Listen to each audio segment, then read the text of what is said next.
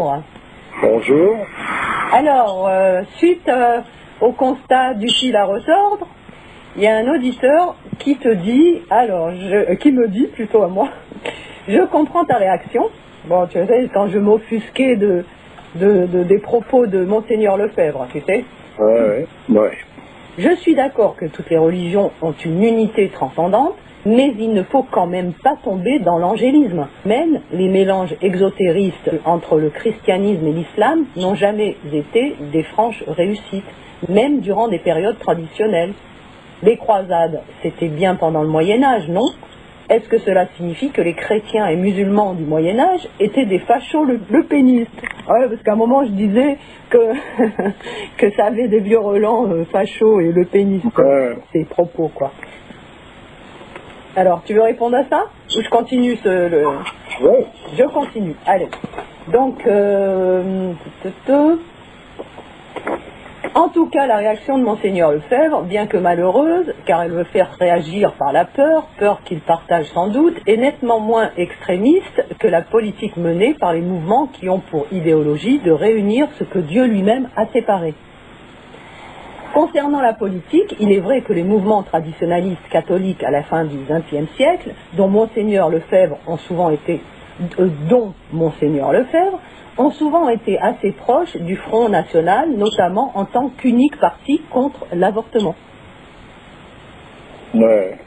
Après, il parle de Saint-Louis, toujours au sujet de cette polémique. Il dit: on peut méditer sur le fait qu'un homme comme Saint-Louis est mort en croisade qui avait pour objet la conversion de musulmans au christianisme. Et malgré cela, ça reste pourtant Saint-Louis. Il y a sans aucun doute des cas similaires du côté musulman.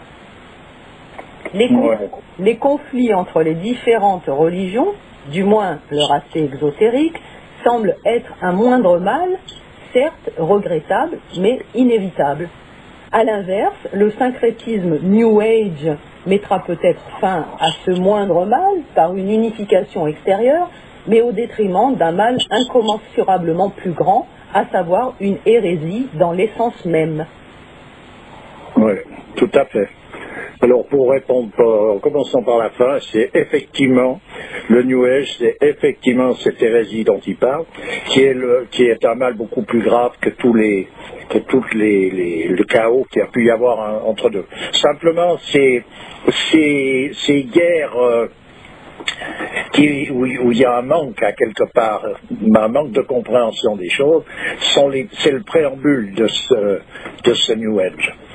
Parce qu'inévitablement, à partir du moment où on en découle de façon arbitraire, ça prête le flanc à éliminer tout ça par la force des choses. C'est de nouveau le bébé qui est agité avec l'eau du bain. Ah, ça faisait longtemps, tiens. Oui. Alors, pour en venir aux croisades, et pour en venir à Saint-Louis, alors Saint-Louis a été reconnu dans l'islam par des personnages de la même dimension que lui, c'est-à-dire qu'il n'y a pas eu de heurts entre eux. Il est entre, par exemple, un homme comme Saladin, il n'y a aucun quiproquo entre eux. Le problème, il est par rapport à ce qu'on pourrait appeler encore déjà de nos jours, ou ce qu'on appelle de nos jours plutôt l'islamisme, puisqu'on me parle d'islamisme. L'islamisme, c'est un nom péjoratif un peu pour exprimer cette espèce de volonté d'intégrité à la lettre qui est tronquée de son essence. Alors, pour en citer quelques-uns, par exemple, beaucoup plus récents, je citerai la vie de Tierno Bocard, où lui, il s'est heurté à ces intégristes-là. Dans le sens que c'est intéressant de bien lire ce livre de Ampateba, où on voit ce côté obtus qu'il peut y avoir dans cet intégrisme. Alors ça ne veut pas dire que l'intégrité, faudrait faire des différences entre intégrisme, intégrité, etc. Parce que là, l'intégrité, rester intègre dans une religion, c'est juste. Mais l'intégrisme qui consiste à fermer toutes les portes, de manière à ne pas pouvoir envisager la lumière même qui transparaît après toute chose. Là, ça ne joue plus. Et c'est ça l'islamisme, ou bien c'est ça aussi les mouvements intégristes comme les mouvements qui ont pris naissance suite à Monseigneur Lefebvre, qui lui était bien, pour en venir à lui, je vais en même temps répondre à quelque chose d'autre, c'est que c'est un personnage qui effectivement défendait, lui, les rites. Alors, il y a peut-être une confusion sur les rites, c'est les rites catholiques.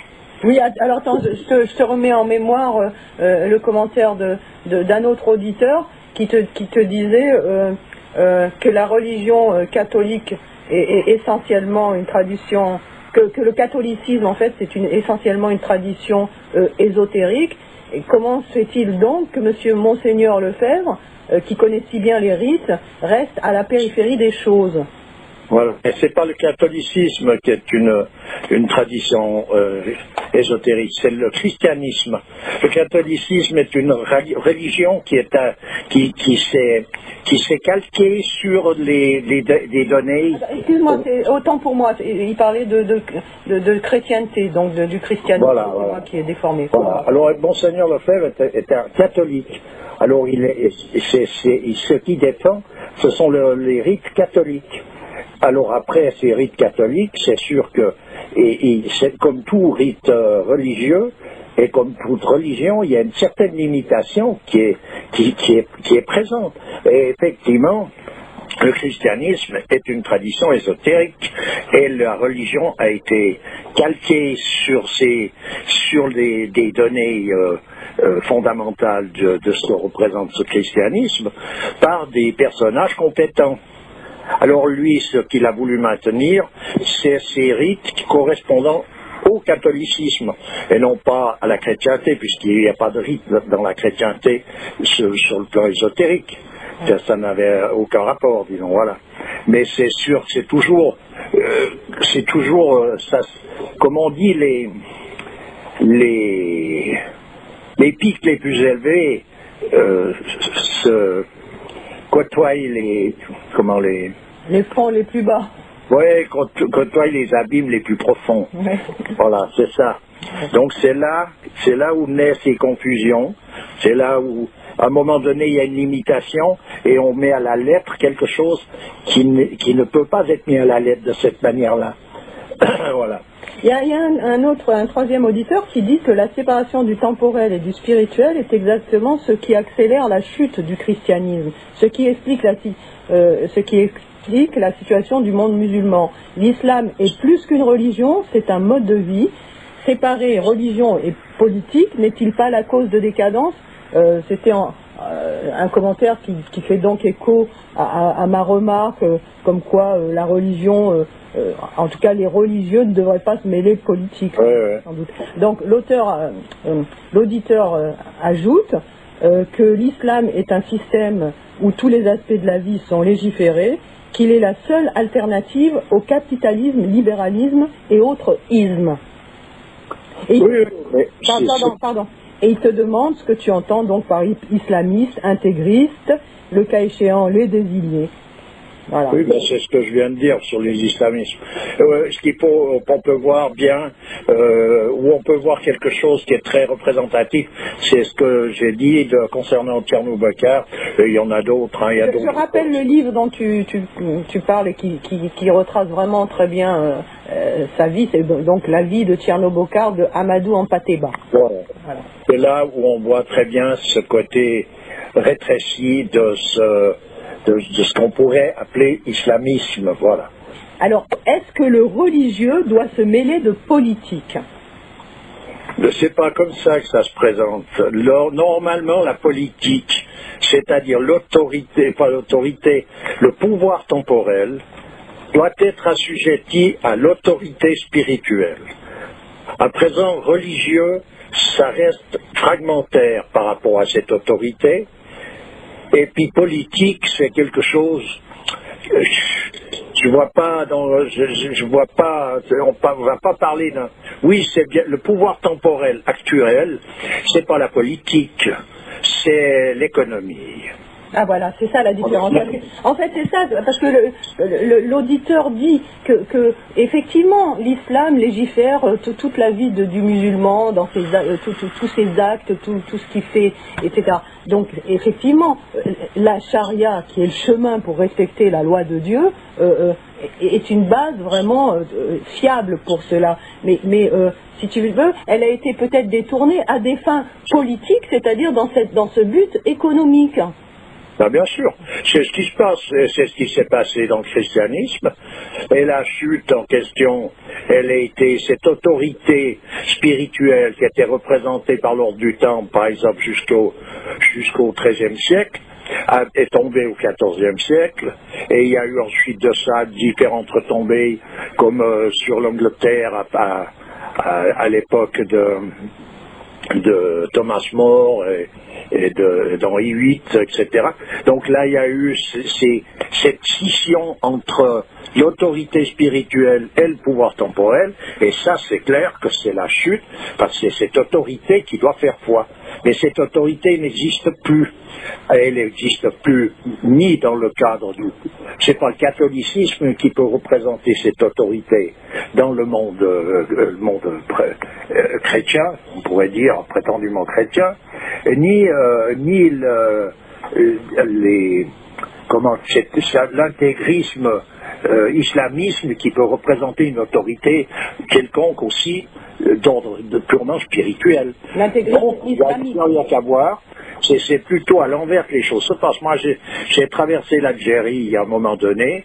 J'ai été reçu très bien là-bas par les gens, mais les gens n'avaient pas le droit de recevoir un étranger avec la manière juste, c'est-à-dire avec cette hospitalité qui était très chère au prophète. Ils n'ont plus le droit de ça, ils n'avaient plus le droit, et ils le faisaient quand même, parce que pour eux, ça dépassait le droit, mais quand on partait de là-bas, après ils avaient des problèmes avec ce qu'on appelle actuellement les autorités compétentes, donc c'est le pouvoir politique. Donc le pouvoir politique et économique va à l'encontre de toute tradition et de tout précepte traditionnel. Si bien qu'ils se faisaient embarquer par la police, à l'époque. Tout à fait, moi c'est ce qui est arrivé quand je suis parti de là-bas, le personnage qui m'a reçu s'est enfermé. Je ne pouvais pas le savoir au départ, je l'ai su après, mais voilà, donc voilà où on en est arrivé ici, dans toutes les traditions, elles ont été blackboulées parce que le dieu fric a pris le pouvoir, l'économie donc est devenue la doctrine, la religion, elle est devenue la tradition en quelque sorte, et c'est ça qui fait foi. Ça c'était dans les années? Ah, c'était en 73. Déjà. Donc ça veut dire que, effectivement, toutes les bases de la religion, telles qu'on devrait les concevoir, représentent une réelle menace pour toutes les sociétés qui sont basées sur ce modèle capitaliste. Ben oui, mais ils utilisent toutes ces lois traditionnelles, et ils les tronquent, ils les maquillent, c'est une magouille. Ce qui veut dire qu'à la finale, ils appliqueront certaines choses, mais c'est appliqué de travers. Tu vois, on va couper le poignet du voleur, mais quel voleur? Les petits voleurs, mais les grands voleurs pas, par exemple. Ouais, ouais. Bon, alors donc, voilà, mais alors on va appliquer ça là, mais pas là. Donc on vit dans cette histoire. Et puis pas rien qu'au niveau de l'islam. Le monde chrétien a péri là-dessous. Il a péri coréen, on peut dire. Tu comprends? Parce qu'ils ont fait des saletés qui sont innommables. Voilà, c'est pas compliqué. Ouais. Et c'est ça le terrible, et puis actuellement, c'est ce qui est en train de se produire dans l'islam, malheureusement. Et comme c'est la dernière révélation, c'est quand même à observer, parce que ça veut dire que quand celle-ci tombe, il n'y en a plus. Donc, attention, on arrive là au bout du rouleau. Ouais. Voilà ce qui se passe. Et tu peux aller dans les pays musulmans, tu vois bien que tu vois bien que c'est le fric qui domine. C'est le fric qui domine la situation, c'est pas la religion. Ouais. Faut arrêter de débloquer. Tu vois très bien que s'il y a Monsieur Tartampion avec son gros 4x4 ou sa grosse Mercedes qui passe, attends, tout le monde s'écarte là. Tout le monde s'écarte, tout le monde se prosterne devant lui. Voilà, donc faut arrêter de chanter les histoires. Moi, je suis d'accord que normalement, l'islam est effectivement l'ensemble de la vie sociale est calqué sur la religion. C'est une perfection en soi. Mais là, actuellement, on n'y est plus. Du tout. Plus du tout. Moi, les seuls pays musulmans que j'ai passés, c'est terminé l'histoire. Ouais. Alors on rencontre de vrais croyants, toujours isolément, mais ce qui est censé constituer l'autorité, c'est une autorité subversive. Donc on est sous le coup, cette autorité qui devait régir l'ensemble de tout, c'est-à-dire y compris religion, politique et autres, elle est une autorité à l'envers, dans le sens que c'est le diable qui commande. Alors tu sais ce que j'ai appris par un auditeur, tu sais, ces docteurs de la loi qui viennent parler comme ça à la télé, etc., pour leur donner l'impression qu'ils rayonnent de la lumière, ils leur font un éclairage particulier, tu vois. Oui, mais bien sûr. Tu vois le simulacre. Bah écoute, on est dans la caricature. Complète. C'est la caricature. Et c'est ça que je veux dire quand je parle, moi, d'islamisme, de mouvement subversif ou d'intégrisme. Voilà où j'en veux venir. C'est ça qui est visible. Parce que quelqu'un qui est en accord avec sa religion, qu'elle soit l'une ou l'autre, il est discret, tranquille dans son coin, il prie, il s'occupe de ce qu'il a à s'occuper, il essaye de faire au mieux par rapport à la volonté de Dieu, et il n'est pas en train de faire un jebrouf, c'est pas possible, pour essayer de vouloir juger et condamner celui-ci, celui-là, parce qu'il a volé une carotte, une pomme de terre dans un coin. Faut arrêter, c'est du... Tout ça parce qu'il mourrait de faim.